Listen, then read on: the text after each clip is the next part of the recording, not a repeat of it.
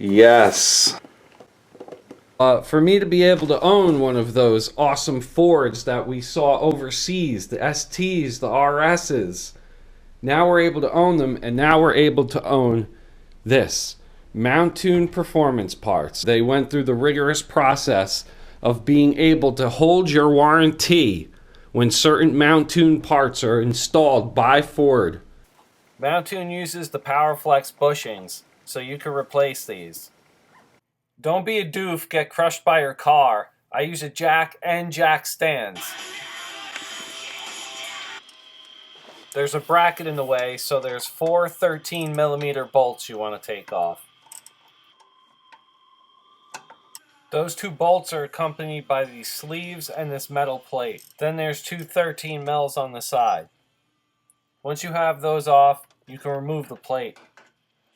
Again, 2 13mm and a breaker bar takes off the 2 main bolts.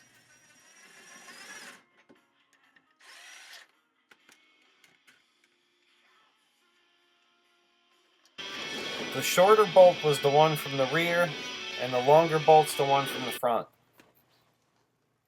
2 13mm deep sockets takes off the mounting bracket. Here's the bolts for the mounting bracket shown. Now, just look at how much play was in this mount. That's excessive. So to return this back to stock, this thing has a little beveled edge here that receives this. And they want you to drill that out for the Mountune, but I don't want to do that. You can see how flexible it is. It's just incredible. So you can just lay this over and tighten it up. Those 2 are going to go for the larger portion of the PowerFlex. And then the other single one goes on the opposite side of the one with the raised edge. So it should look like that when it's all said and done. These are how the different lengths of the bolts are going to line up under the car. Tighten the mounting bracket. This image really shows how much movement there is. You're going to want a torque wrench for the rest. You want 52 foot-pounds or 70 Newton-meters.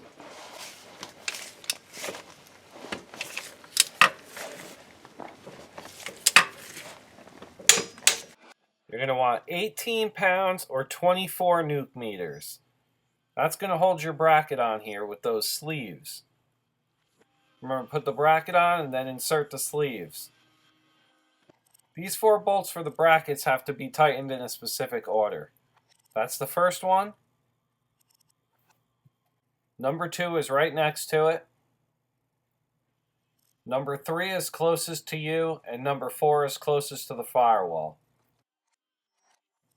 Putting in a stiffer bushing usually means that you're going to get some noise, vibration, or harshness translated to the cabin. So we're going to see if that translates. Alright, we're going to do the initial startup after the rear motor mount install. So let's see what they're talking about with this vibration.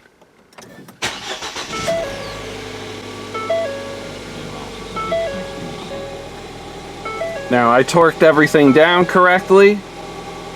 The 2 long bolts are torqued exactly to 52 foot-pounds.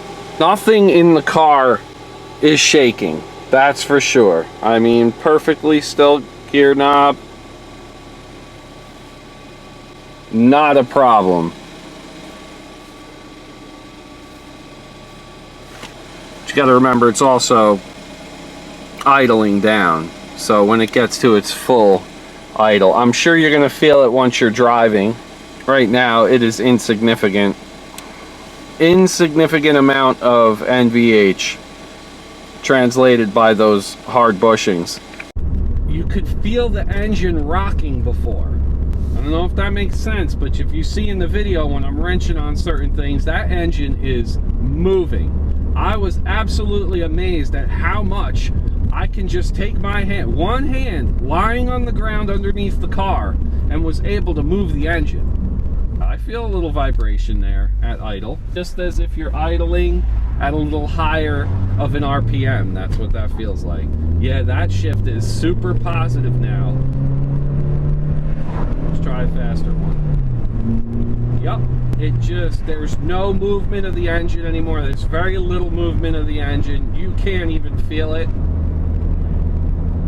No excessive vibration whatsoever. I can't feel anything in the shifter, anything in the wheel.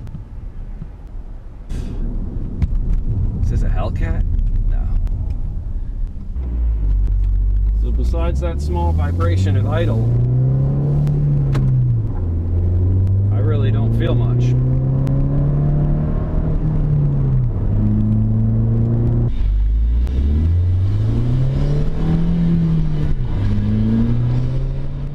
It's been a couple days now of driving, and I have experienced no excess vibration from the mount. The install's perfect, and the mount is really, really something that you might want to look into.